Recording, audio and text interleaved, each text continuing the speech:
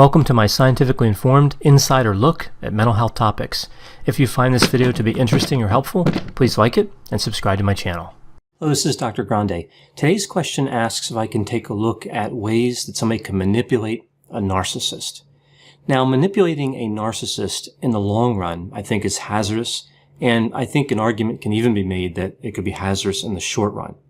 Some would say it's exactly the wrong thing to do, and I tend to agree with this. In a way, it promotes narcissism because it's often the same as placating or encouraging the narcissist. So I like to think of this topic more as keeping the peace with the narcissist as opposed to manipulating the narcissist. Manipulation has kind of a negative connotation to it. Either way, they'll answer this question by looking at the 10 ways to manipulate a narcissist, or, as I would prefer, 10 ways of keeping the peace with the narcissist. If manipulation is bad, if it does have a negative connotation to it, why learn about it? Is it even a good idea to uncover these techniques and learn what they would be, how somebody could manipulate a narcissist? Well, I think it's important to recognize these behaviors because sometimes we see them in others. Narcissists often recruit people to help them to manipulate and to harm. I call these people narcissistic agents. Others call them flying monkeys, a reference to the Wizard of Oz. But either way, these agents do manifest a lot of these manipulation tactics. So in a sense, they're trying to manipulate the narcissist as the narcissist has power over them and is manipulating them. Another group that sometimes manifests these manipulative behaviors would be victims of the narcissist. So sometimes they try to manipulate the narcissist just to survive. Now, other than seeing these patterns in other people, there's one more reason to learn these techniques. Sometimes there's really no avoiding interaction with narcissists. Sometimes we don't have the choice of just pushing them to the side and doing something else because it's a work situation or a family situation where you really have to interact with the narcissist. So again, sometimes we can think of these manipulation strategies as more in the short term, just doing something to survive momentarily, maybe to get something that the narcissist has access to that you need, like they're the gatekeeper for something that you need, or to keep the peace with them temporarily, or to get them to stop harassing you or somebody else. So just a short-term manipulation to move past the narcissist, to survive an interaction with them. So I'm not advocating being dishonest. I believe the solution really is in the other direction, being candid with narcissists and encouraging them to get treatment, so accountability. But again, sometimes in certain situations, you just need to survive that interaction with the narcissist. So let's look at these 10 ways to manipulate a narcissist. The first way here is don't be stunned in a negative way. So what do I mean by this? Well, narcissistic behavior is offensive. It brings up a feeling of disgust in a lot of people. And feelings of disgust can be difficult to conceal. So when first interacting with somebody, if you realize they're narcissistic, there's this tendency to show that disgust, to be stunned in a negative way, at least negative from the point of view of the narcissist.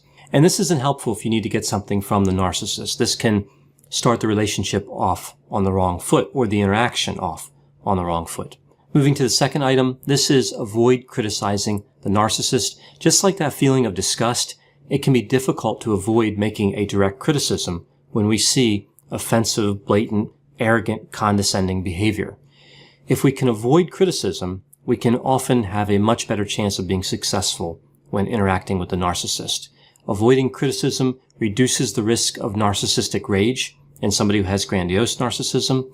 And of course, if somebody has vulnerable narcissism, they're going to be hypersensitive to criticism. So they're going to pick up on that criticism right away. Moving to item number 3, this one is complimenting the narcissist. And this one's fairly extensive. I have several parts under this item. This taps into the excessive need for admiration that we see narcissists have. So a few things to remember when paying a compliment to a narcissist. The first thing to remember under this area is to be sincere. So these aren't perfunctory compliments, not just an average compliment. They have to be delivered with some level of sincerity, a higher level of sincerity.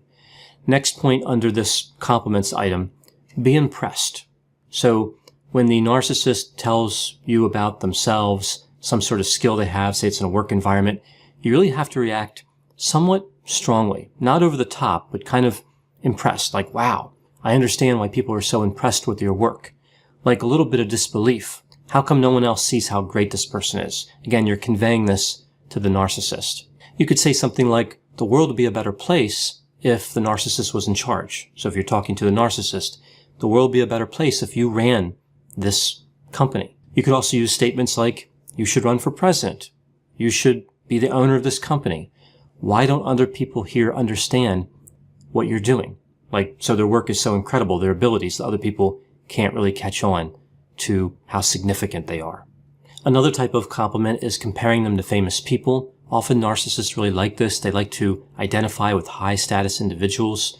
So an owner of a company, a politician, a famous actor, somebody like that. You could also communicate to them that you understand that they are already legendary. So narcissists don't want to think of themselves as being successful in the future as much as being successful in the present.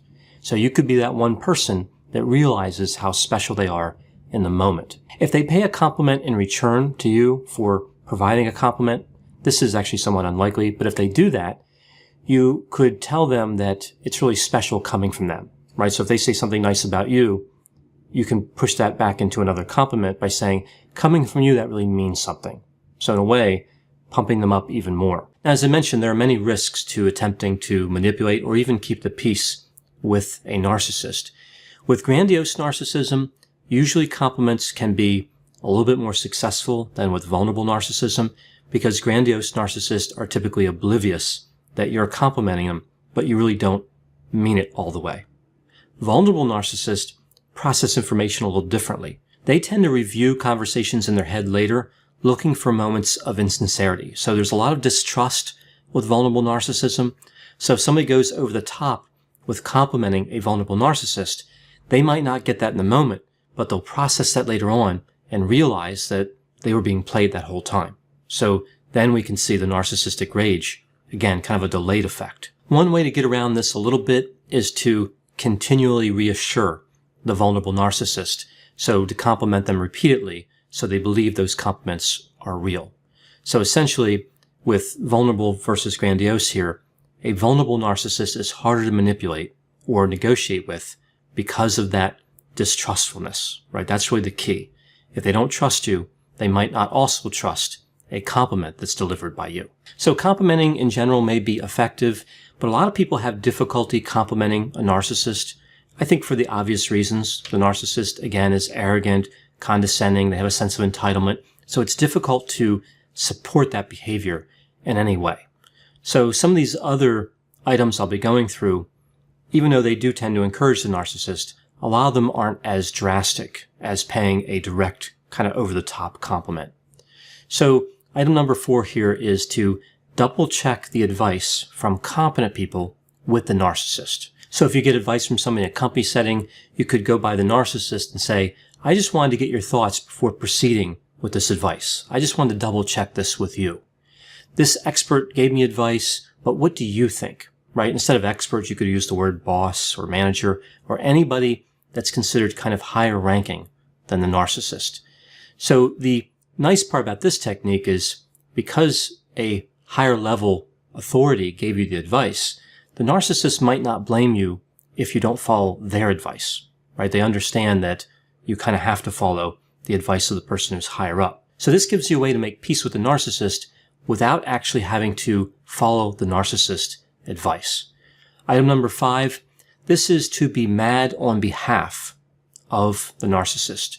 So with this item, we're really trying to understand why they don't like other people and to connect with that a little bit. So you could say something like, it's sad that others would treat you so poorly, they can't see how great you are. So again, kind of tying in with what I talked about earlier. If I was in your position, I would be upset too. So kind of empathizing with the narcissist. So in a way, you're really just trying to see things from their point of view and get a little bit upset along with them at other people that are hurting or offending the narcissist. Item number 6 here is ask for their advice and be amazed by their reply. This could also be combined with item number 4, double checking the advice from a competent person with the narcissist. The key with item number 6 is the being amazed part. So I never would have thought of that. That's genius. Even just a quick, really compliment like that can make a big difference, and especially when it comes right after hearing the advice. So the narcissist says something, and it may be intelligent or not. It may have a clear narcissistic edge to it, component to it, or not. But either way, there's that spontaneous moment of just recognizing that that advice could be valuable. And I think that does mean a lot to a narcissist. That can have a particularly important impact. They really feel like you're getting it, that you understand that they have good ideas. Item number 7 is offer to help the narcissist. So you could say, look, you have a tremendous amount of responsibility. What can I do to help you? This really sends the message that what the narcissist is doing is important. And you understand that the world would fall apart if the narcissist couldn't complete their job, right? Couldn't complete whatever work they're trying to do. So in a sense, this is kind of joining with the narcissist to meet a common goal, to accomplish a common goal, something that they want, and in theory, something that you could want as well. With this item, offering help to the narcissist, sometimes if you do this, they'll volunteer to help you. So again, this is where we get to kind of the manipulation component or the kind of getting along with them component. Item number 8, ask them about their dreams, right? Their fantasies, and don't be mortified by their reply. So one of the key characteristics of narcissism is the narcissist has fantasies of success, power, wealth, the ideal love, and many of these fantasies are disturbing, not from the point of view of the narcissist, but from the point of view of everyone else. Often when you ask a narcissist about their fantasies, they tell you a little bit about the fantasy and then gauge your reaction. So you really want to be excited about their fantasy world and not disgusted, right? That's really the key. So the reaction has to be kind of engaged, empathic. That sounds interesting, but keeping in mind, of course, as I mentioned, it will likely be quite disturbing. Some of them are extremely disturbing. Also, as part of this, you don't want to make suggestions on how to improve it, right? Narcissists don't react well to that. So if they're explaining their fantasy, they really have it the way they want it. They don't need advice on how to improve it. I think sometimes they look at advice about their fantasies as really criticism. So their fantasy isn't good enough. They have it a certain way, and in order to get along with them, in a sense, you have to appreciate it in the way they're presenting it. Item number 9 is empathizing with their feelings. Now, this is partially covered in some of the other items, but I wanted to go through some of the different characteristics of narcissism and where there are opportunities to empathize. So interestingly, you can empathize with their lack of empathy. That's one of the traits of narcissism. For example, everyone is too touchy-feely these days, right? So the narcissist is often cold and callous. They don't empathize with people. So that type of statement might make them feel like you understand them, like you understand that other people may be too sensitive. In terms of their need to manipulate, you could say something like, some people can be so stubborn. So in a sense, recognizing that from the narcissist point of view, manipulation isn't always bad. In terms of grandiosity, you could say something like, you have to act important to be important, right? So the narcissist is always acting important, and that validates their behavior.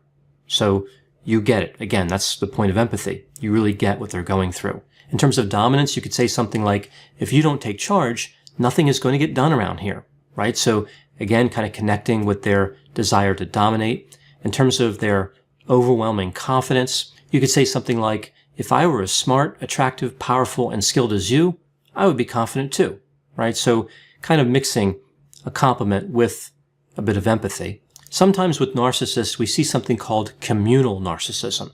So they want to be recognized for helping other people. This doesn't happen all the time, but we do see it on occasion.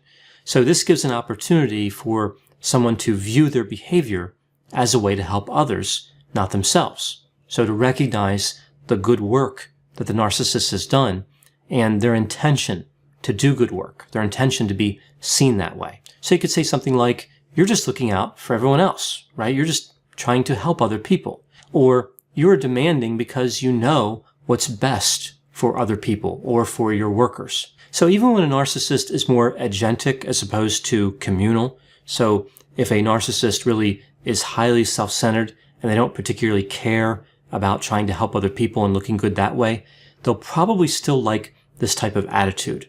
They'll probably still like somebody coming to them and saying, I see you're just trying to help other people through your behavior. especially taking some of the more destructive behaviors and pointing out how there's maybe a good side to them or a good intention behind them. And this brings me to item number 10, the last item here in my list. And this one is don't put yourself down.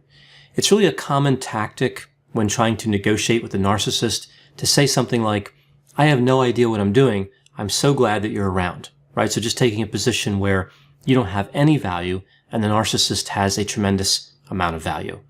Narcissists are less disgusted by other narcissists.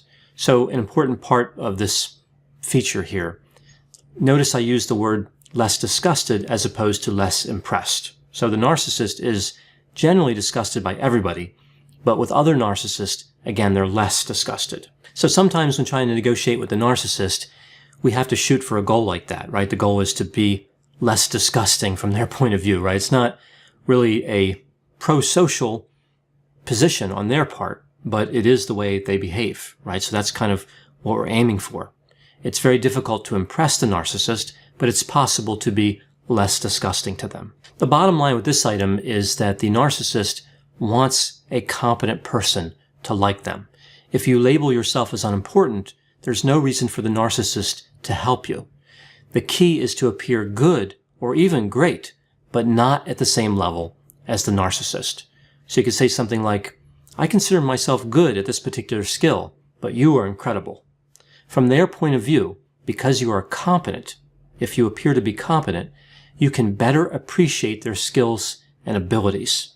They want a worthy audience to admire them. So it's not just the admiration that matters. It's not like the quantity of admiration is all that matters to the narcissist.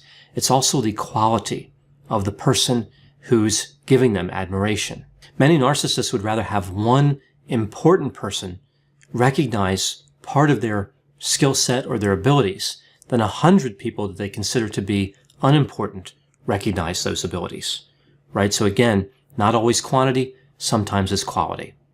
So these are my 10 ideas for getting along with the narcissist, trying to manage the narcissist. Again, it's important to keep in mind the risks of attempting to manipulate a narcissist and the risks of even trying to get along with them or keep the peace with them or negotiate with them in any way, right? There's risks when dealing with narcissists, period, right? Especially if you're trying to trick them in some way or maneuver around some of their characteristics in some way.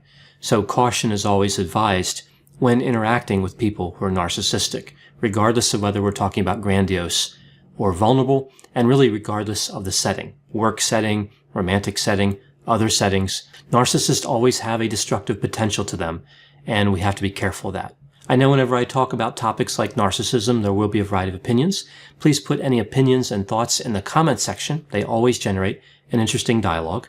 As always, I hope you found my analysis of this topic to be interesting. Thanks for watching.